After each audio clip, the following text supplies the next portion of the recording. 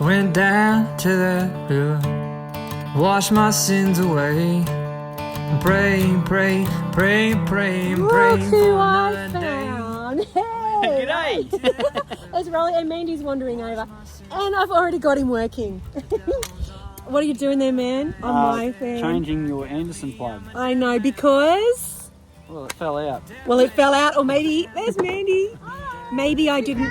I know, maybe I didn't put it in properly. Maybe not, but we'll never know. Whoops. We'll never know. That's not the way the story goes. But the best way the story goes is that I was driving along. I was going to meet these guys here in Laura, and then I was driving along, and some dude over the CB said, "Hey, XD10, something's dragging along." So I pulled over to the side of the road. We heard all this. Yeah, and these guys are sitting like literally a kilometre behind me. I had absolutely no idea. I pulled over, discovered it, felt like an idiot, heard a car pull up behind me, and then a beautiful little face peeked around the corner from the caravan. It was Mandy, and it was just the best feeling, but also the dumbest feeling, because I was just like, seriously, I've got a job for Rolly to do already. Oh my God. Women solo travelling, you know, despite whatever situations have happened to them in their life, they're taking hold of their life and doing it anyway. Come with me on my journey.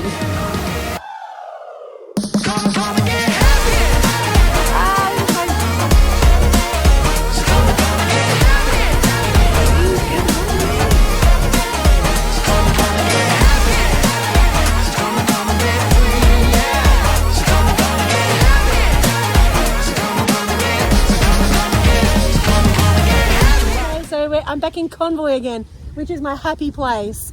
It has been fun being solo, but when you got a strapping man like this fixing stuff for you and lovely people to hang out with, it's can you not see how happy I am?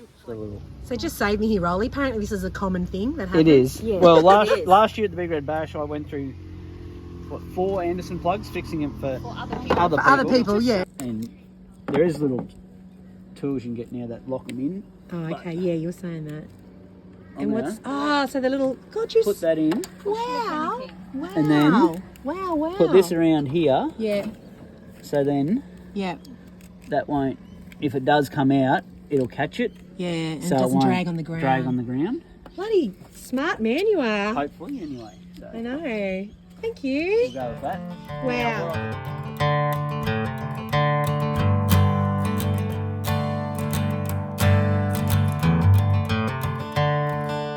Staying at Laura, which is a really nice kind of bush camp, and when Mandy and I first met each other driving out to Birdsville, she's actually a PT instructor, and we both were lamenting about how difficult it was when you are travelling and on the road all the time and eating, that the kilos kind of creep on. We were committed to actually doing some daily exercises, and now we've got a little workstation set up at 7 o'clock in the morning. So let's see how we go. The devil's on the other bank, staring back at me. I'm a dead man walking. I'm a dead man walking. I'm a dead man.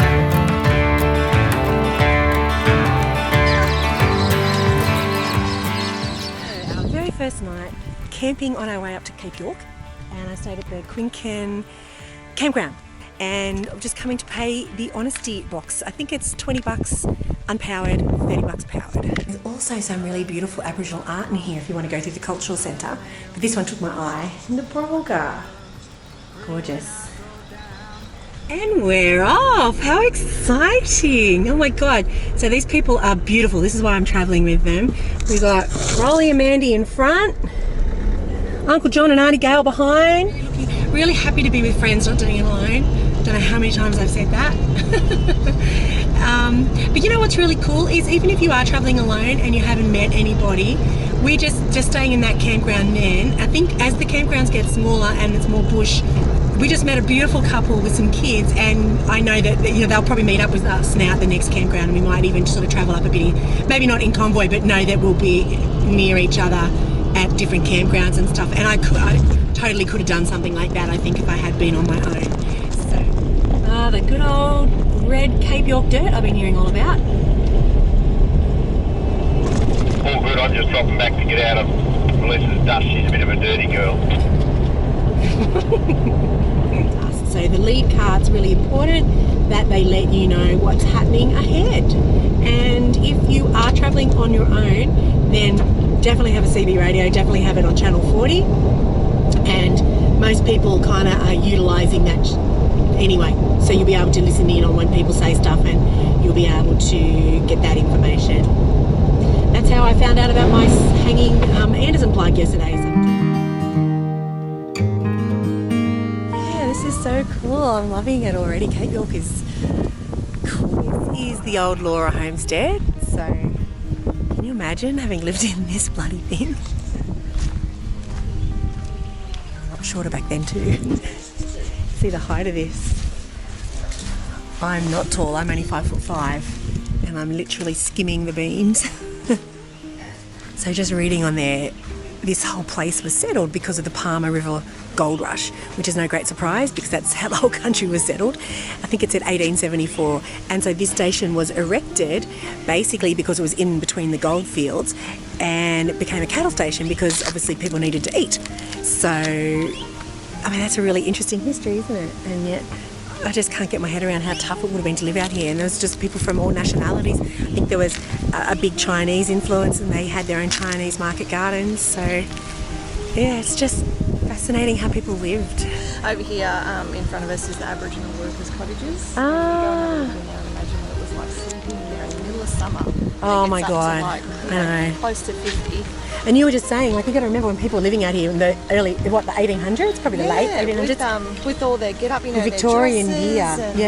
their corsets. Yeah. Give your commentary, This Mandy. would be the old meat house. We used to have one of these on my grandparents' property. So Yeah. all this used to Oh, be of course, the mesh. gauze Yeah, in. yeah, So it's all yeah. come off, obviously, but no flies. So no flies. And that's your big Oh, that's fascinating. butcher's block. I've never seen something this massive. So this is kind of like for the storage for all the workers. Yes. So the Yeah. meat would hang in here. Of course and it would, then this would be their yeah. big chopping their butcher's block where they chop up all the meat.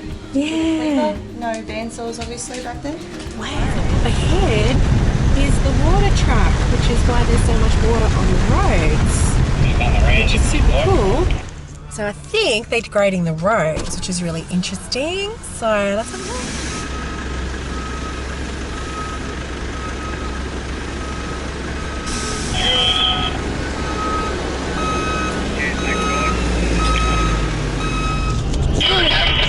So it's really cool, like they look after the people travelling up here, which is amazing, by trying to just, the roads are, like you can see all this on the side.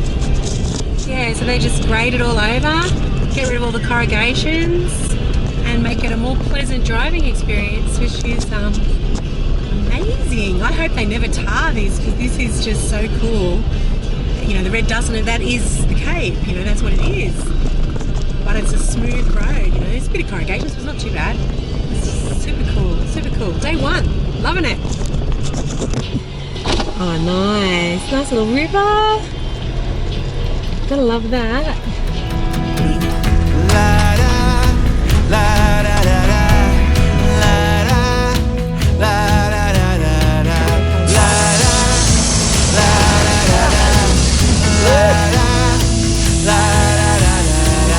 These are good because they just do it all by themselves.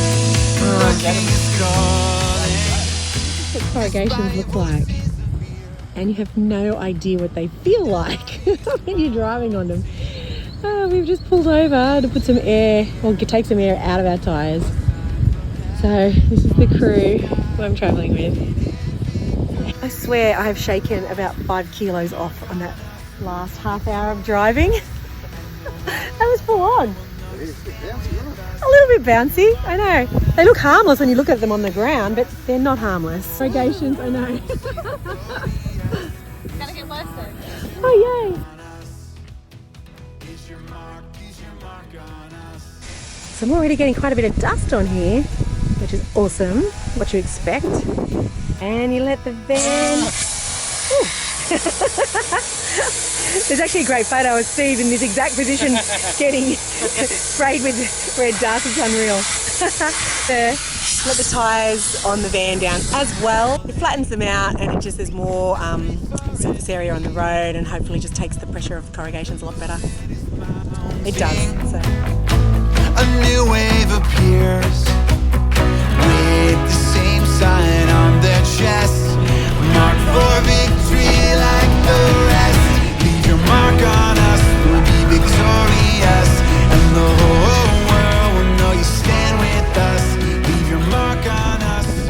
best things about these caravans. Like Mandy's just pulled out her fridge here, slid it out. She's gonna make a nice sandwich. I'm gonna do the same. Because if you have everything contained in your caravan, then you got to get into the caravan where it's hot. Whereas it's all on the outside of the caravan. It's super easy just to pull it out, make your lunch.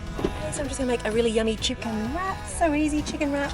Some leftover chicken that I cooked last night, crumb chicken, some lettuce, a bit of avocado dip and some tomato, and then a little bit of cherry ripe chocolate for afterwards. And like that's just a really yummy, fast, super fast lunch. And if I didn't have the chicken from last night, I would have one of these little babies, these little tunas. So, you know, it's super easy to eat on the road, super fast. Look at that, it's like gourmet. What do you got there, Ollie? Turkey balls.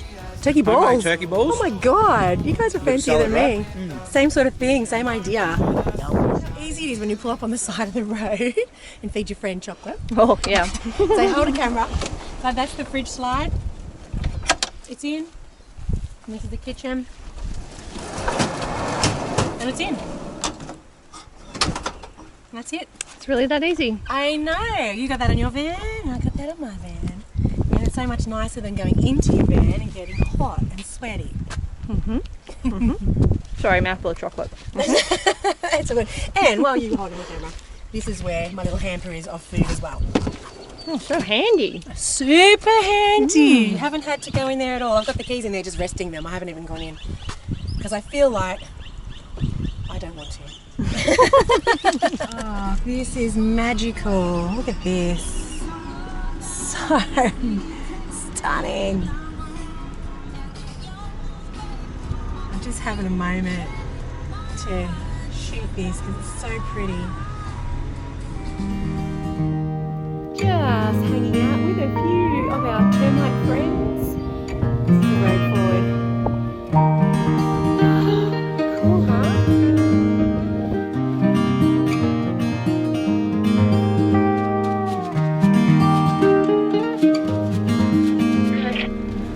There's a truck coming. I was going to pull over. Right here, going a little hose.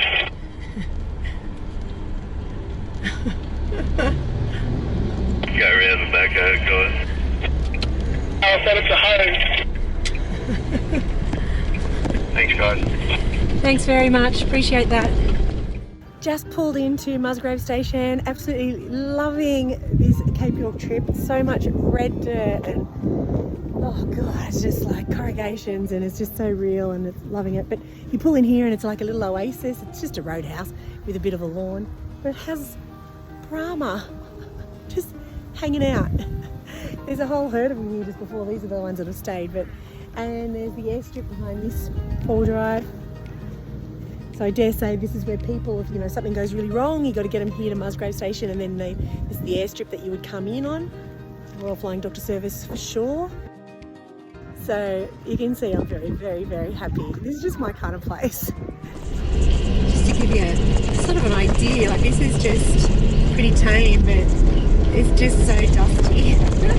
Now we're on white soil, I don't even understand that. Here we are in Cohen at the good old Sex Exchange Hotel. This is the campground in behind Cohen Hotel and it's really nice. A whole lot of people camped and we came in at 5 o'clock, which is not advisable because you never get the best spots. But we're just down there. I'll take you down and show you the spot. Roof up, and this is how easy the awning is to come out. It's all just motorised. And then the legs are in underneath here.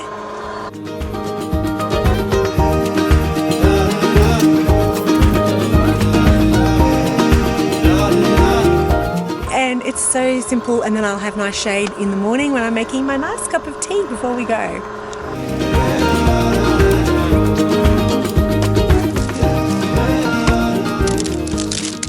Chocolate.